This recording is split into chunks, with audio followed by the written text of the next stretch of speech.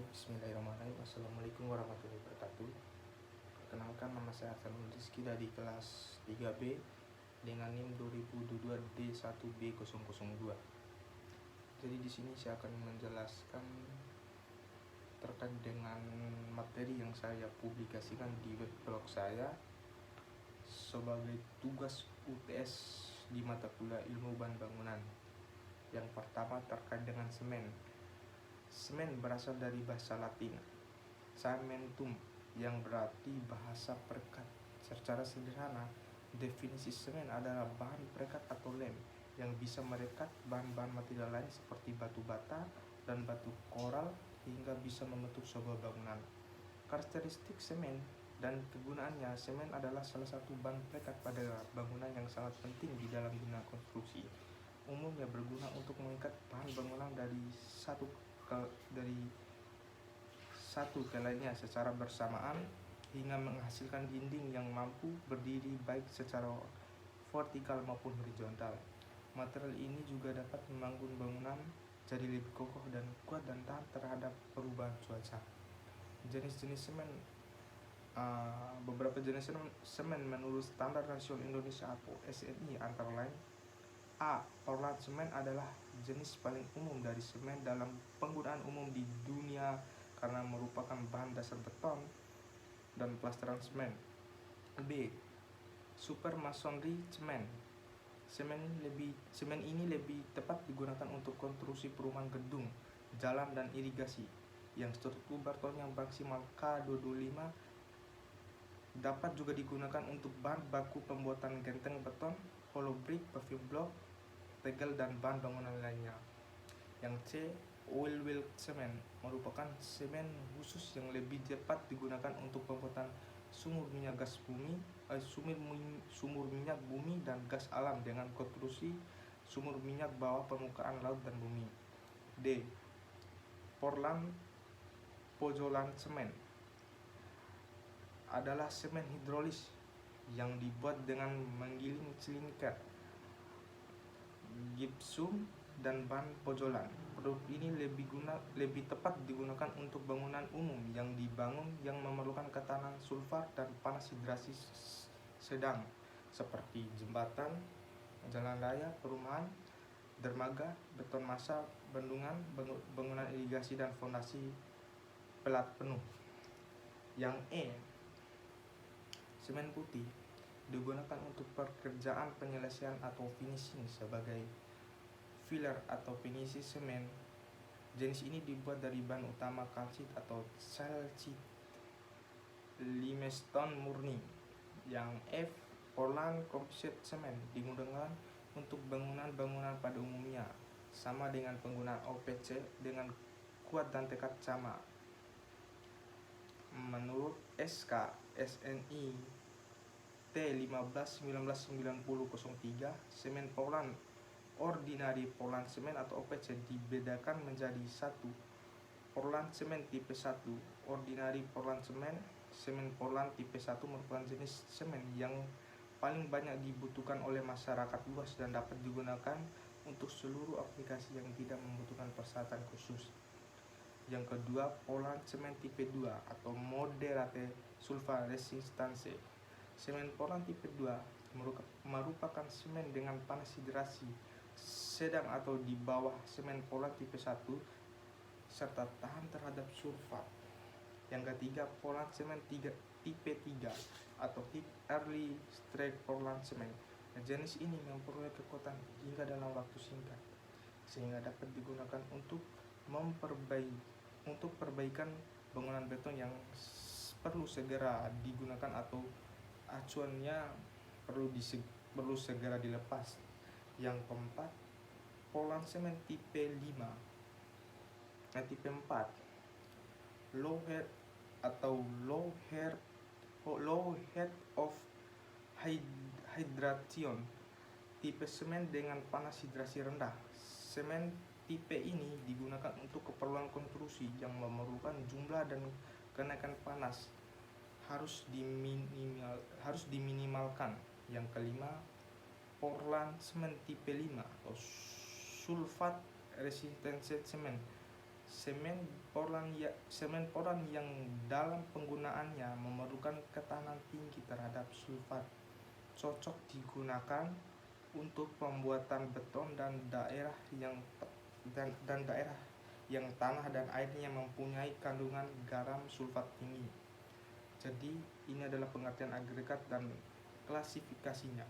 Agregat artinya sekumpulan buah atau butir batu pecah, kerikil, pasir atau mineral lainnya yang berupa akibat dalam juga buatan. SNI nomor 1737 sampai 1949. Agregat adalah material granular, misalnya pasir, kerikil, batu pecah yang digunakan bersama-sama menggunakan suatu media pengikat buat membentuk suatu beton, semen, hidrolik atau adukan. Jadi ada sifat agregat. Sifat agregat merupakan salah satu faktor penentu kemampuan perkerasan jalan memikul beban lalu lintas dan daya tahan terhadap cuaca. Yang menentukan kualitas agregat sebagai material perkerasan jalan merupakan: yang pertama, gradasi, 2 kebersihan, 3 kekerasan, 4 ketahanan agregat, 5 tekstur bagian atas, 6 porositas, 7 kemampuan buat menyerap air, 8 berjenis dan lain-lain, 9 daya kelengkapan terhadap aspal. Berdasarkan asalnya, agregat jika diklasifikasi menurut asalnya terbagi menjadi 2, yakni agregat alami dan agregat buatan. Berikut penjelasannya. Agregat alam merupakan agregat yang terbentuk secara alami yang disebabkan oleh aliran air sungai dan adanya proses degradasi. Agregat yang terbentuk akibat proses aliran sungai biasanya berbentuk bulat dan licin. B. Agregat buatan. Di samping itu, karena tinggi permintaan terhadap agregat yang berbentuk kubus atau bersudut, gradasi yang baik serta permukaan yang kasar memunculkan adanya agregat buatan untuk memenuhi permintaan tersebut. Berdasarkan ukurannya, selain dilihat dari asalnya, agregat juga dapat diklasifikasikan menurut ukurannya, yakni agregat kasar dan agregat halus. Yang A. Agregat kasar. Agregat kasar atau coarse agregat adalah kerikil yang berbentuk dari hasil disintegrasi alami dari batuan atau berupa batu pecah yang diperoleh dari hasil industri bemecah batu atau stone crusher dan memiliki ukuran butiran antara 4,76 mm hingga 150 mm. B. Agregat halus. Agregat halus adalah bahan pengisi di antara agregat kasar sehingga menjadikan ikatan lebih kuat dalam pembuatan beton. Agregat halus yang digunakan bisa berupa pasir alam hasil dari disintegrasi alami dari pasir buatan atau batuan-batuan yang dihasilkan oleh pemecah batu atau stone crusher. Selanjutnya, pengertian air. Air yaitu suatu zat yang tersusun dari unsur kimia hidrogen dan oksigen dan berada dalam bentuk gas, cair, dan padat. Air adalah salah satu senyawa yang paling banyak dan penting. Cairan yang tidak berasal dan tidak berbau pada suhu kamar memiliki kemampuan penting untuk melarutkan banyak zat lainnya. Selanjutnya, karakteristik air. Air ditemukan dalam 3 bentuk berbeda di bumi, yaitu gas, padat, dan cair. Bentuk air tergantung pada suhu. Air di planet kita mengalir sebagai cairan di sungai dan samudra dalam bentuk padat seperti es di kutub utara dan selatan, dan merupakan gas uap di atmosfer. Fungsi air. Air sangat esensial bagi semua kehidupan. Meski nampaknya air tersedia di mana-mana, namun air bersih adalah hal yang paling penting untuk dapat diakses semua makhluk hidup untuk keberlangsungan hidupnya. Sumber air. Ada 2 sumber utama air. Air permukaan dan air tanah. Air permukaan ditemukan di danau, sungai, dan waduk. Air tanah terletak di bawah permukaan tanah di mana ia mengalir dan mengisi bukaan di bebatuan. Selanjutnya, kelas kayu sesuai Permen PUPR dan Permen LHK. Di Indonesia, klasifikasi kayu seringkali didasarkan pada kekuatan dan ketahanannya.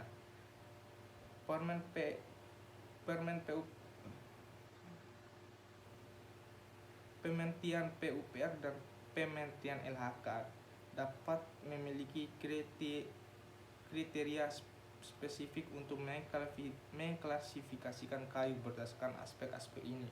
Misalnya kelas kayu 1 mungkin menandakan kayu dengan kekuatan tinggi, sedangkan kelas kayu 5 mungkin untuk kekuatan yang lebih rendah. Sifat dan karakteristik kayu. Sifat karakteristik kayu berdasarkan fungsinya. Setiap jenis kayu memiliki sifat dan karakter kayu yang berbeda. Sifat atau karakter kayu tersebut yang menjadikan penentu dari kualitas dan fungsi dari suatu jenis kayu. Pada dasarnya, kayu memiliki beberapa macam sifat sebagai berikut. Sifat fisik kayu. Karakter kayu. Kayu memiliki sifat fisik yang menjadikannya berbeda satu sama lain. Sifat fisik dari kayu itu merupakan ciri-ciri atau karakter kayu secara fisik. Sifat mekanik kayu. Karakter kayu, kemampuan kayu untuk menahan beban adalah sifat mekanik kayu. Mekanik kayu adalah kemampuan kayu dalam menahan beban yang sebagai tolak ukur dari kekuatan suatu jenis kayu. Sifat karakter kimia kayu. Karakter kayu memiliki sifat kimia yang berhubungan dengan kandungan kimia di dalamnya. Kimia kayu yaitu sifat yang berhubungan dengan kandungan zat kimia pada kayu.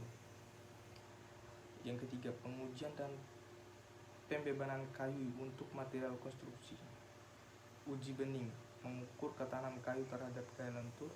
Uji kompresi, mengukur seberapa kuat kayu ketika ditekan. Uji absorpsi air, mengukur kemampuan kayu menyerap air yang bisa mempengaruhi stabilitasnya. Uji durabilitas, mengukur ketahanan kayu terhadap faktor-faktor degradasi seperti serangan jamur atau serangga. Yang keempat, implementasi material kayu dalam material konstruksi. Konstruksi rumah, kayu sering digunakan dalam framing, lantai atap, dan komponen lainnya. Fasilitas reaksi, area bermain anak gazebo, dan strukturnya. Jembatan pejalan kaki, di beberapa area kayu digunakan menjadi estetika dan kemampuannya menopang beban ringan. Pembatas jalan dan trotoar, kayu kadang-kadang digunakan sebagai pembatas jalan atau trotoar di daerah dengan estetika alami.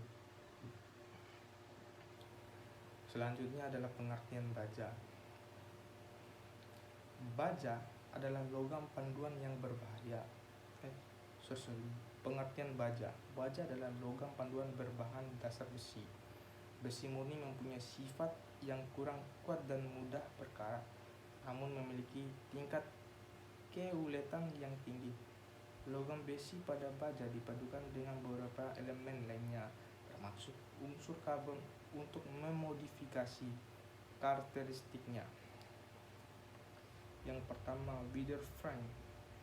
Jenis baja yang pertama adalah Widerfrank. Baja Widerfrank adalah salah satu material baja yang dikenal dengan kemampuannya dalam menahan terjadinya pembengkokan. Kedua, steel plate. Steel plate atau plat baja merupakan salah satu jenis baja yang banyak digunakan sebagai material berbagai produksi konstruksi. Yang ketiga, U-channel steel. Baja UNP atau U-channel steel adalah baja yang berbentuk seperti huruf U. Jenis baja memiliki karakteristik tinggi, lurus, dengan kanal yang lebih dalam pada produk logam.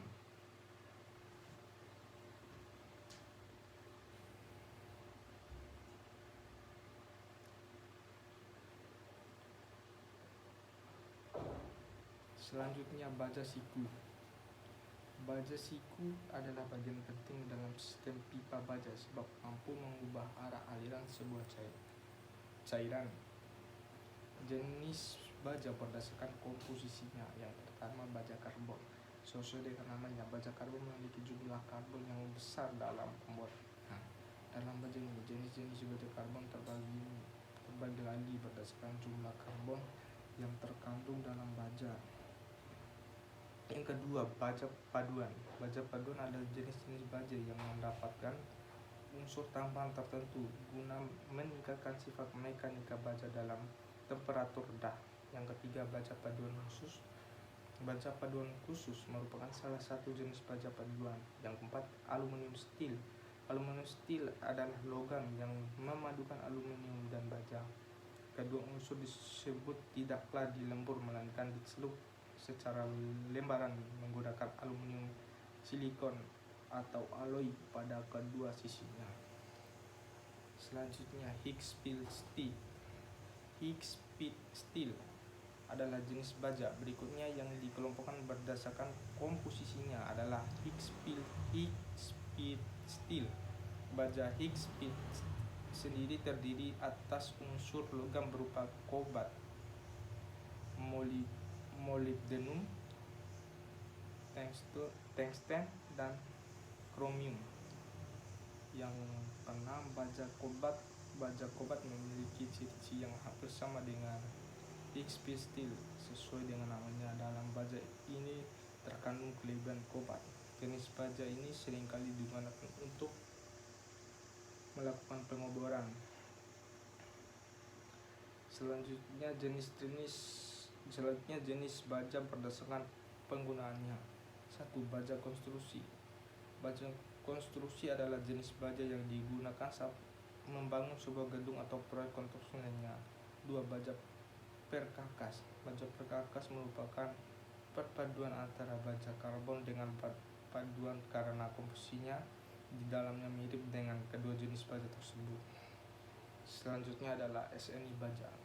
Saat ini standar mutu untuk perencanaan elemen struktur baja digunakan di Indonesia adalah SNI 1729 di tahun 2015. Namun berdasarkan keputusan BSN nomor 232 Cap BSN 7 2020 ditetapkan SNI 1729 di 2020. Spesifikasi untuk bangunan baja struktural sebagai revisi dari SNI 1729 di tahun 2015. Selain itu, Kepala BSN juga memutuskan bahwa SNI yang direvisi masih tetap berlaku sepanjang belum dicabut dan dinyatakan tidak berlaku. Jadi itu saja yang bisa saya jelaskan. Lebih dan kurangnya saya mohon maaf. Sekian, terima kasih. Wassalamualaikum warahmatullahi wabarakatuh.